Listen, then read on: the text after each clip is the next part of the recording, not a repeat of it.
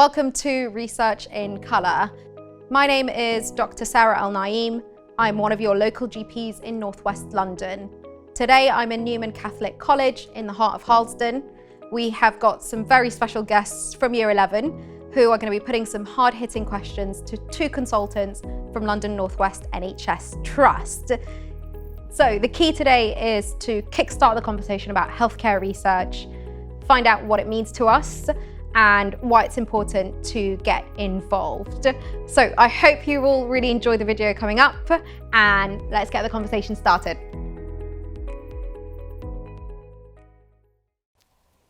Okay, healthcare and research is like just a general way in which the medical field is advanced, considering many things, such as, the new methods of testing, new diseases that emerge. I look forward to finding out how research can impact our everyday lives, and I look forward to finding out exactly what makes research effective, what makes research valuable, and just an insight into the lives of those who carry it out. It's a long, sometimes tedious effort that gets us a long way. What I know about healthcare research is that it is a branch of healthcare sciences that deals with the effectiveness of medications and how to improve them. People are dying from heart diseases and heart attacks, and if there was a new innovative research that could help people, it would save all of us. Healthcare research focuses on researching and learning about a condition or illness, and it will try its hardest to put an end to that, so less people can become affected. What I'm looking forward to the most is to see myself on TV. If with the advancement of research, it could help find a cure that could save a life, that could save a family member for me. My name is Christiana Dina. I'm a consultant ophthalmologist. What that means basically is that I look after people with eye diseases. Even though the eye is quite a small organ, it actually, as you probably are aware, is very important. I'm excited particularly to find out what young people in Brent know about diabetes, the potential impact it can have on the quality of lives, and also the significant strides that have been made in clinical research with diabetes over the last century or so. It's an opportunity to talk about something I'm very passionate about, which is clinical research, but more importantly, with young leaders of tomorrow. Hi, my name's Wing May Kong. I'm a consultant endocrinologist, which means I'm a doctor who works in a hospital, and I specialise in hormones and diabetes. And the other part of my job is a teacher of medical students, where I teach ethics and law. So I'm really looking forward this afternoon to meeting the Year 11 students from the Newman Catholic College and hearing their questions all about healthcare research, and hopefully I'll be able to shine a little bit of light on what I do as an endocrinologist. So, hi, David. Hi. And Diego. And Diego. Hi, so it's really great to meet you today. Yeah, it's really great to meet you as well. So, I am an endocrinologist. Don't know if that means anything to you. Do you have any idea what an endocrinologist does? Yeah, so to my understanding, an endocrinologist is a doctor who specifies in the research of the endocrine system and hormones around the human body. Yeah, do you know much about hormones? They're like chemical messengers in the body, right? That just cause all sorts of changes. Yeah, so the chemicals released from one bit of the body to another bit, and yeah, they tell other bits of your body what to do.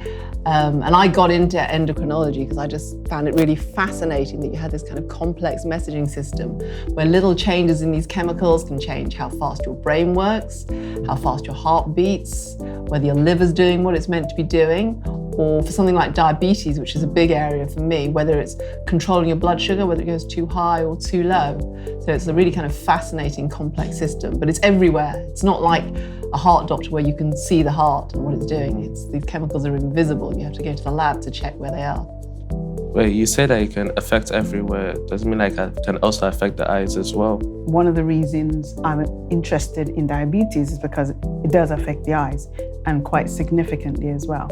Okay. In what way can it affect the eyes? Very good question. So there are potentially many ways that diabetes can affect the eyes, but one of the most commonly described ways is by affecting the blood vessels in the eye. So we probably have to go back to how the eye gets its blood supply. You know, your heart pumps out blood, oxygenated blood, and then all that sort of goes up through the blood vessels in your neck, all the way to your eye. And then in the eye, small vessels that supplies the retina at the back of your eye. Then your eye, the retina, uses oxygenated blood and then sends it back through the central retinal vein.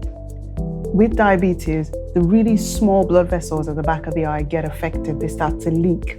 And your eye has a very intricate system of layers of cells, and it doesn't do well with fluid or water in between the layers. So you can imagine looking through water. What would that look like? Most likely very blurred. So sometimes in people who've got diabetes where it's not well controlled, you get a lot of leaking and the vision becomes quite blurred. And we call that diabetic macular edema. But it can also cause the blood vessels to just block off. And then you get abnormal blood vessels growing. And then you can get those abnormal blood vessels bleeding. And that causes loss of vision. And we call that vitreous hemorrhage. So diabetes can cause essentially two types of damage to the back of the eye: proliferative diabetic retinopathy or diabetic macular edema. Whichever way you look at it, one affects the center, makes your vision blurred. The other increases your risk of having a bleed and losing vision. That's really interesting. As an ophthalmologist, I understand the term is. Now, what got you into ophthalmology in the first place? Well, what was the drive behind that? Good question. I always knew I wanted to be a doctor, but I didn't know what type. And I thought I wanted to be a surgeon because growing up being a surgeon sounded cool. But I was very interested in understanding the science of things and clearly leaned towards research.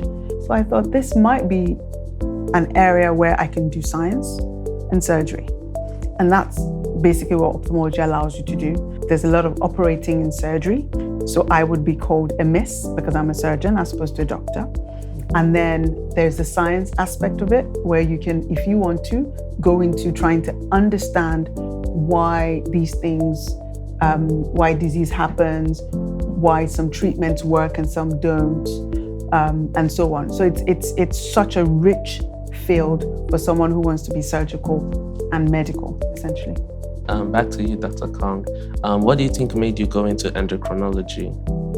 So endocrinology, well, I think the science behind it with the way the hormones work, and they're very carefully balanced, the different chemicals to control your heart, your lungs, your kidneys. So that really fascinated me. But the other thing about endocrinology is a lot of the conditions are long-term conditions. So you have to know the science and all that kind of clever stuff, but also you have to understand people because the managements that we do, you have to work with people. So if somebody has diabetes, they have that for the rest of their lives and they have to live with it 24 hours a day, 365 days a year. So it's not enough just to be able to know about the different medications that we can give people. Ms. Dean has already taught you a little bit about some of the complications in the eyes. So diabetes, when people don't have enough of the hormone insulin, okay, that causes the blood sugars to go high in the blood and that causes damage. It can make somebody ill over a few hours if they don't have enough insulin. But in the long term, if their blood sugars are just a little bit higher than they should be, it causes the damage that Ms. Dina was talking about to the eyes, but also to your kidneys, to your heart. People get strokes and heart attacks. And my particular interest, might seem a bit of an odd one, is about feet, because diabetes is the main cause of amputations in this country and in many countries around the world. So for me, there's a lot of really interesting medicine and science there, and then the challenge of putting it into practice. So people who've got these conditions that live with them every day, how they can live with them better, cope with the treatments, which are not easy. You know, if you're on insulin 4 times a day, you know, just work out how many injections that is a year, and then checking your blood sugar. Because normally, if you're with diabetes, do you know which gland it is in your body that doesn't work in diabetes? I think it will be the insulin. So that's right, so the hormone is insulin, that's made by a gland called the pancreas. Yeah. And normally your pancreas is constantly making decisions Okay, so it's checking what your level of blood sugar is, and it's producing just the right amount of insulin so that your blood sugar stays very carefully controlled within a certain range, so it doesn't go too low and doesn't go too high. So if somebody has diabetes, then they have to give their own insulin, and they have to kind of guess how much they're going to give based on their blood sugars, what they're eating, how active they are. So you can imagine, I mean, every day is different from another, isn't it, for you? Whether you're doing sport, whether you had breakfast that morning, what time you got up, all that. And then if you lose your temper, you release hormones that put your blood sugars up. You know? So all of those things, or if you're studying hard, you're going to be using more blood sugar. So it would go down. So your body, when your pancreas works, would be producing less insulin. So if somebody's pancreas doesn't work, we try and make up for that with injections of insulin. And then they have to check their blood sugars and try and work out whether they're giving the right amount. And it's not easy. So it's really gratifying being able to work with people to help manage their illness.